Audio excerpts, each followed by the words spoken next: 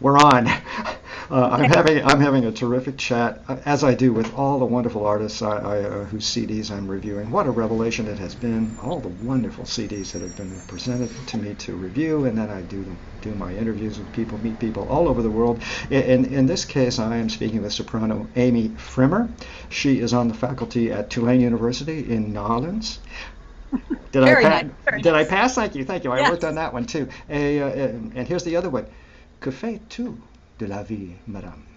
Oh, very You well. know the song I'm referring to, and Yes. let's just say those of you out there, including me, who don't speak French very well, it's like, what do you do for your living, madame? And we're going to talk about that for sure. It's also a line that just jumped out at me in one of César Franck's songs.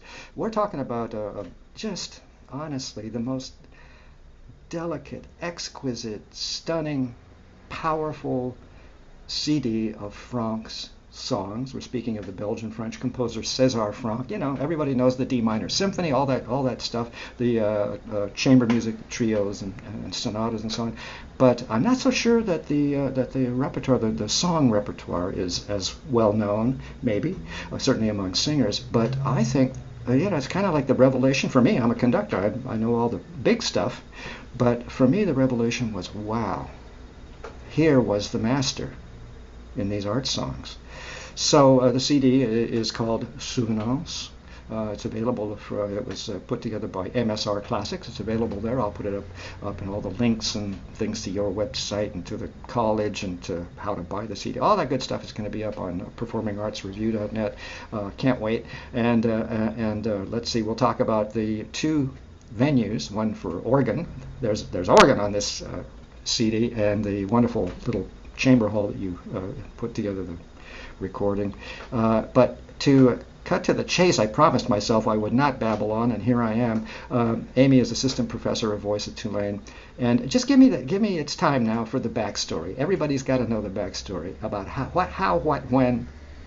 Go. It's your Sure. turn. Well, so I met Thomas Keynes, who's my collaborator for the CD. He's an organist from Strasbourg, studying. He's been training in Paris for at the Conservatoire for a long time, and also goes back and forth to Strasbourg for his work. And he's doing concerts all over France and in Germany, throughout Europe, actually. And we became friends when he was young artist in residence at Christ Church Cathedral in New Orleans. We ended up doing a couple of projects together, and then we formed this project partially because he was working on organ works of César Franck, and he asked me one day. Just he was playing something for me. We were working on another project, and I said, "Well, what are you working on?" And he played a Franck piece. I don't remember what it was actually, but he played a piano piece for me, and I said, "Well, I just loved it," and it was something I just didn't know very well, but he asked me if Franck had any songs, and I didn't know. Oh, And I good. I said, feel saved now. I thought maybe I "No, was the you're idiot. you're totally." When you said that you didn't know, I thought, well, nobody knows because I asked. I must have asked in the Wow. process of this project. I must have asked every music professional that I know, "Do you know any of Amazing. Franck's songs?" And the only thing they know is Panis Angelicus, which is it's a sacred standard, and Mm. it's done all the time at weddings, and also it can be done in orchestral concerts and things. But it it just wasn't the melodies were not something that were familiar to even singing professionals, and so I started to explore them, and then I decided that I would like to do a project of them, and I talked to Thomas about whether that would be something interesting for him. And so when we were working on another concert of French music, we started to really formulate the project, and to think about how we could really make it happen. And because of his relationship with the Church of Saint Guillaume in Strasbourg, we were able to have the home of the main part of the recording, and then also the project came in two parts. We did the recording of most of the melodies at Saint Guillaume, but we also had another time where we rehearsed in Paris, and then we went to the Abbey at Royaumont, which is just outside of Paris, which is where the organ pieces were recorded. And there we did a live concert of of the Franck melodies, but with organ, which was interesting. I think they're in many ways more beautiful on piano, but we also did the two pieces I think that work the best on organ are Nocturne and Procession, which are we did La Procession on with organ at Royaumont. And so after the concert that we did there, it was kind of a marathon. We did a long rehearsal in the morning. Well, we took the train there. We did a long rehearsal in the morning. We did the concert in the afternoon. And then we went and had dinner and had a marathon recording session into the night. Fabulous.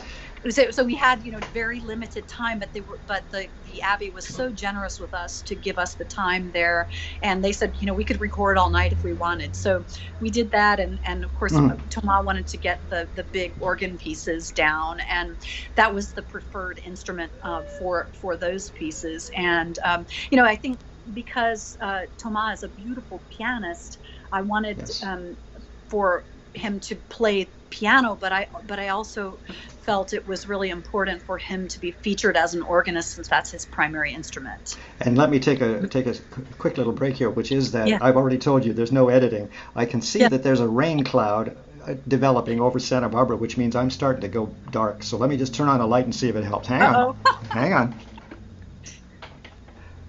Did that help? Probably not. Anyway, well, nothing could be more appropriate in referring to César Franck. He was a world famous organist. So it was also just a revelation, a great joy, the last three tracks on the Souvenance CD, these wonderful Franck pieces. But I immediately, I'm so glad I was that I accurately thought, I've never heard these before. 13 gorgeous, I mean absolutely gorgeous songs that to me show us, all of us, the master. So the real master. These are the real masterpieces, these songs of Franck. So everybody, every vocal student that's watching this, or every professor out there that's watching this interview, run out and pick up some. And there are over 60, I think you mentioned in the program. No. There are 18 songs. No, I don't mean on the CD. I mean altogether. He composed something like 60 songs, didn't he?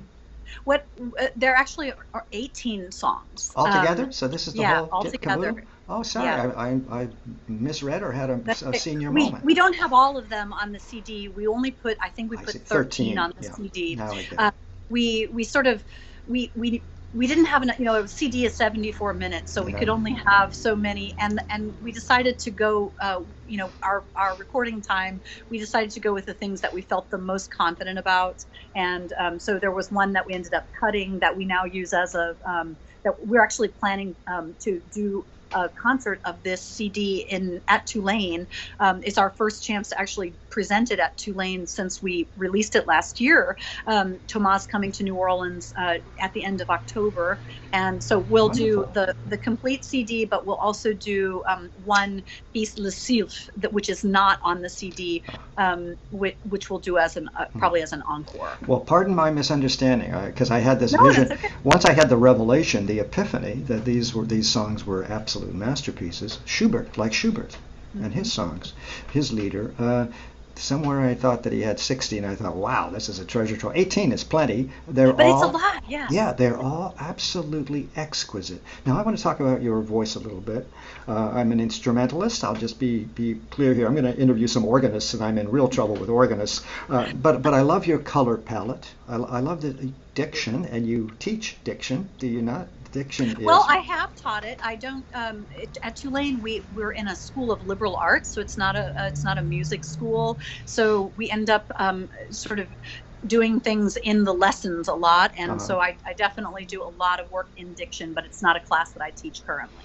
Now, as you noticed earlier, my French is appalling. I took French in high school. At the time, I hated every minute of it. So you but see. But you said souvenance just perfectly. That was perfect. Thank you. I practiced in the shower this morning quite a lot, including that little phrase about what do you do for a living, madam. But to me, when I hear a language and I can hear the words, You know what I mean? Even though I may not understand them, I can hear that they're properly pronounced and there's clarity of the pronunciation. That's you with the French diction in this CD. I love it. I love the style of singing. I think we kind of discussed it, and here's what's so interesting.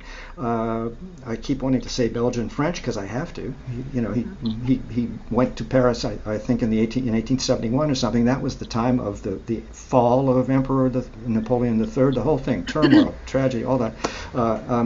But help. What was I going to say? Something about. Well, here's what Fanfare magazine says about this CD. Let me find it now. Text-driven phrasing. Now that is exactly right, and it's so important.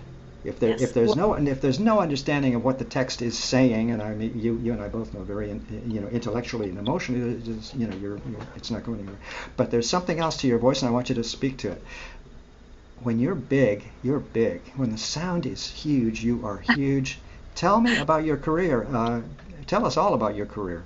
Well, I'm like a lot of singing professionals. I trained primarily for opera, and I certainly did recitals and things like that, and concerts of art song when I was in school. But I did relatively few until I was in the university, and that became a venue for me to, number one, to explore repertoire for my students. I wanted to, or a forum, I should say, to explore repertoire for my students, and also for myself, because, of course, when you're teaching in a university, you can go for a certain number of engagements, but you can't be gone all the time because you have to be at school to teach your students. And so what I found was that I needed to find projects that were interesting, both academically and musically, and that was part of why Franck was so interesting to me, because I found that his songs are they're miniatures of what the large scale works present, and I just found that so fascinating to hear those very compact pieces. Most of them are 3, 4, at the most 5 minutes long.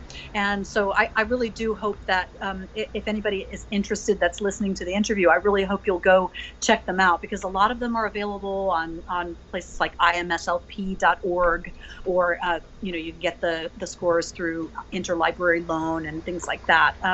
I just think they're so beautiful, and so I guess I wasn't really quite answering your question. Well, here's another one.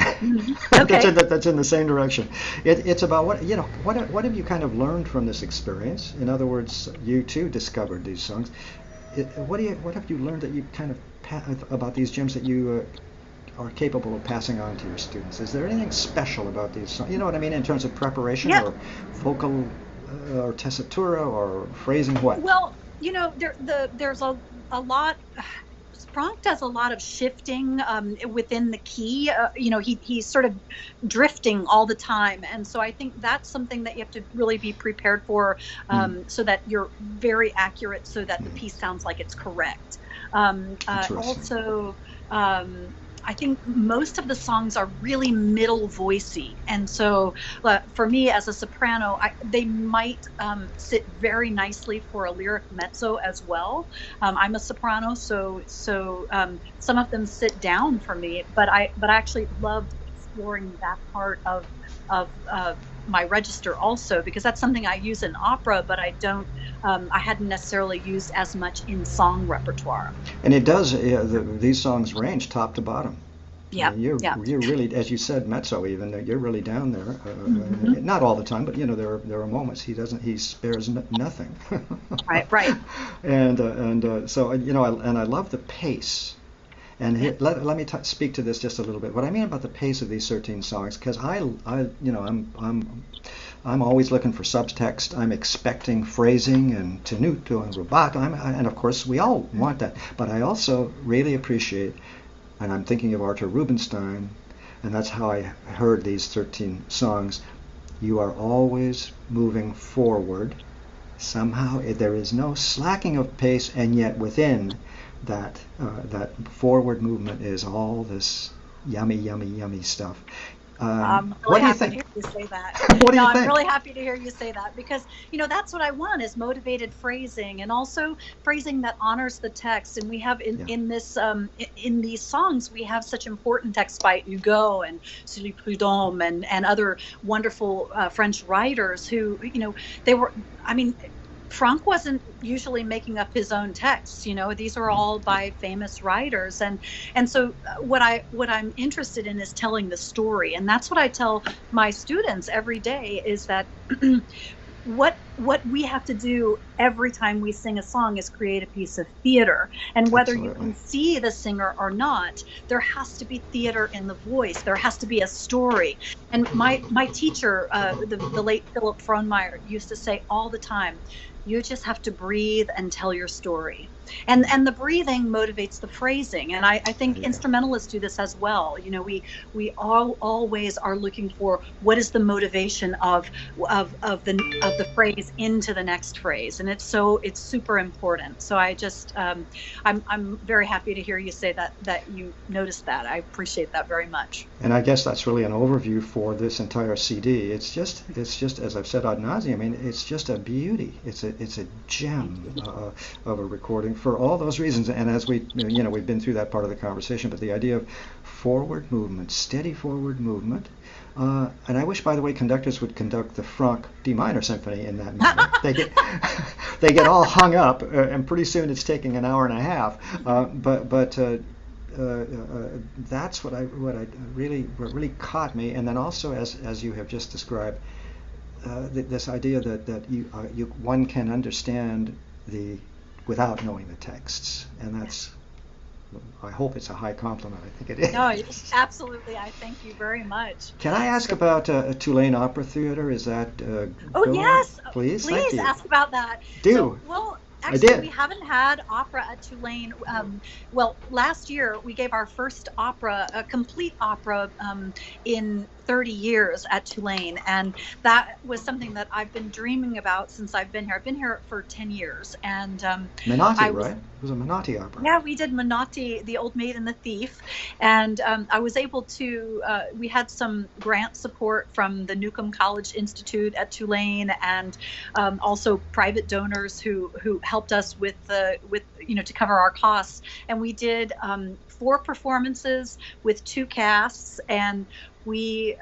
I mean, just it was such a wonderful experience, both for my students and for me. I had never directed a full opera before, and so I thought, well, can I do this? I don't know if I can do this, but I thought we can have this here. This is so important for the experience of these performers, and I'm so happy that we did it. And actually, because of doing that show, we were able to get grant funding to do this spring. We're doing Hansel and Gretel, the Humperdinck opera. We're doing a full production of that. Actually, the auditions are coming right up in November, and we'll have the 2 performances in April. I graze the web all the time looking for performances, and I'm particular. It's just a tiny, short little editorial, but I have noticed that fabulous college level performances around the United States are not being reviewed. They used to be Yes. reviewed. They're not being reviewed anymore. Even here in Santa Barbara, I used to review all kinds of wonderful performances at UC Santa Barbara. So I'll be back in touch with you on Hansel und Gretel Yeah. to see Well, we're if. actually doing it in English, so you don't even have Oh, to have Hansel the and accent. Gretel. I'll be happy to. I'll get back to you for Hansel and Gretel. But this I think is a great shame, and I want to at least interview you about that opera. I'm putting you on the Oh, spot, but wonderful. something we'll work out something. But the performances at colleges all over the country that are this is the training ground for all of our young great musicians, and the idea that even reasonably large cities are not sending reviewers to review these performances. I just don't understand it anymore. Well, here, the newspapers here don't have a full-time critic anymore, and so the we have some actually very talented writers who are doing music criticism, but they aren't asked to do very many of. Well, Yeah. they certainly aren't asked to do reviews of college productions, and even for the professional productions, it's rare to get a review. Wow. And so, that's it's a tough thing, but I'm actually thrilled because we had there's a grant at Tulane called the Carol Lavin Burnick Faculty Grants, and so Well we're done. doing it's a co-production with our theater and dance department, Nice. which is our first co-production. And so we're just, I'm actually, we just had a meeting yesterday with the production manager to talk about some ideas that I have as the director and things that I need. And then we'll have a full production meeting coming up in about 2 weeks. So I'm just thrilled to get really going on that. By the way, that is exactly what goes on at UC Santa Barbara and other college campuses. In UCSB's case, theater dance is now starting to get together with the music department and produce an opera every year, and I think that's really marvelous. That's great. That's the way, because where else do singers learn about the art of theater than from a theater person and so on? I mean, it's just a, you might find this kind of interesting. So in our opera workshop, the students don't have to be music majors to be involved. We have a lot of talented students who come here. They might want to study voice. Sometimes they sing in one of our ensembles, but let's say last year I had one of the leads in The Old Maid and the Thief was a public health major. One of them was a political science major. One was a double in musical theater and business. So, I mean, we had the gamut of students involved in the production, and to me, it was just thrilling because, it's not just students that come to train and study music that have an enjoyment of it, and we're also training, our future audience, to know and love the art form, and that's, just as important to me as anything that we could do for our, for the music majors, and for them, I especially wanted to create the workshop. So I'm thrilled that we can continue it this year, and hopefully, it'll be a steady ensemble here. Well, and I hope I don't get myself in trouble here, but I think it is. I kind of understand it from the point of view of academia. Some music departments will use only music majors. We've been through that with UC Santa Barbara, and then all of a sudden they said, no, just music majors only, and the symphony orchestra out there collapsed, basically. And also, as you have just said, how else do we develop audiences that inspire people that are going to become dentists or whatever, but have these talents? I just, so more power to you. And yeah, definitely I'll put you on my hit list for later. Oh, thank you for asking about that. I appreciate it so much. Let's do a quick little review and then tell me what I've forgotten that you'd like to speak to. Okay? We are talking about a superb CD. Souvenance, it's called. It's put out by MSR, published in 2017. You put it together in 2016, and probably 2 or 3 years before that in preparation, all that good stuff. It was actually 2016-17. We worked on Royaumont in 2016, and in 2017 did all the rest. Excellent. A lot of hard work goes in, blood, sweat, and tears, musical tears go into creating a CD, and I just admire all of the people I've spoken to for that discipline and for that hard work and for putting in such an effort.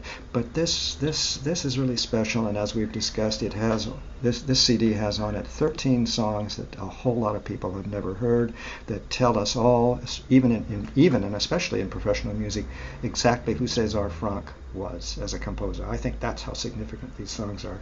I'm going to put all that good stuff up. We're going to have a review of this CD going up, and all the links, as I mentioned earlier, so people can buy the CD and click with a button, all that good stuff at performingartsreview.net. And anything else? I can't think of anything. Hi, Mom. How you doing? Perfect. Well, I think we've done. I should also just give a quick mention. It's funny your timing with the interview, because I just got a shipment of my new CD, which is called "The Lost Romantic Songs of Louise Reichardt," who's a early romantic composer, female composer that is little known. You might know of the father, her exactly. her dad. Yes, and so, He's but the I just famous think, one, you know, in a right, patriarchal society. He's the famous one, and she, you know, sort of is like so as so many women have. By the way, I'm so thrilled to work with so many women composers, women conductors. You know, that period that lasted for whatever 600 years is gone. I think it's still hard. I know because I've spoken with even women film composers. It's still rough, but I'm just thrilled. So wow, what that'll be absolutely unique, will it so, not? well, I'll send it to you. I'll send it to you. It has 22 songs. There are texts by German poets who were friends of Louise Reichardt, who were in the Reichardt home, and then also there are texts by Metastasio, Hmm. the Italian poet who also was a librettist for Mozart. That's the So connection. you'll recognize there's a set of 6 songs by Metastasio and then 3 standalone songs by Metastasio, and then there are other the German poets, Tieck, von Arnim, Brentano, Some known, all some not to me. yes, Some I recognize, exactly. some I don't. Yeah, and no, I'll be happy to put all of that up on your designated page at Thank you. performingartsreview.net. I guess we've about done it. We better finish. Hey, we did 25 minutes. Not bad. Hey, Instead of okay. an hour and 43, as some had been. No, I'm just kidding. Just kidding to everyone out there. Forgive me, everybody. And besides, I'm fading to black as it looks like it's going to be one raging rainstorm, and that doesn't happen except once every 47 years here at Santa Barbara. Actually, Well, last winter was bad, but so congratulations. well, congratulations to us all. And before it gets too dark, we better finish, or I'll be gone into darkness. What a great thrill to talk with you. It's Oh, it's my such a pleasure. great thrill. Soprano Amy Pfrimmer, Tulane University. Fabulous CD that I'll be speaking to on the website. We'll see each other again, I hope. Thank you. All It's a right. pleasure talking with you. Okay. Bye bye.